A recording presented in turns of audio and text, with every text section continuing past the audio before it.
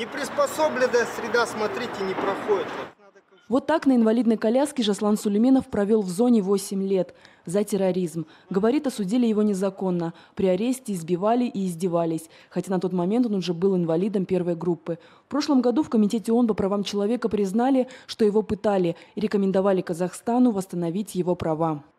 За 8 лет я же понес урон морально, психологически, физически.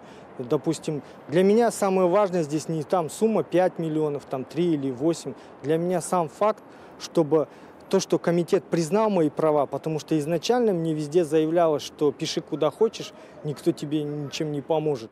Решение Комитета ООН было принято еще год назад, но в Астане на него не обратили внимания. Ранее дело о пытках 2009 года несколько раз то открывали, то закрывали, но виновных так и не нашли. Говорят, все доказательства утрачены. Теперь за свои моральные страдания Жаслан требует компенсацию от государства в 5 миллионов тенге.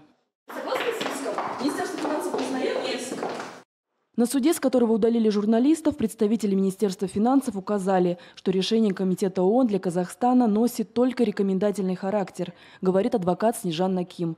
Да, никаких санкций нет, говорит она, но не согласна с этой позицией. Если вы заключаете международный договор, если у вас совесть есть, конечно, то вы должны его исполнять. Это обязательственное право. Комитет по правам человека действовал в рамках Пакта о гражданских и политических правах, ратифицированным Казахстаном, и в рамках факультативного протокола к Пакту о гражданских и политических правах. То есть это два международных договора, которые необходимо исполнять. За все время Казахстан после решения Комитета ООН по правам человека выплатил только 2 компенсации за применение пыток. По всем остальным делам не находили надлежащих ответчиков или оснований для выполнения решений ООН.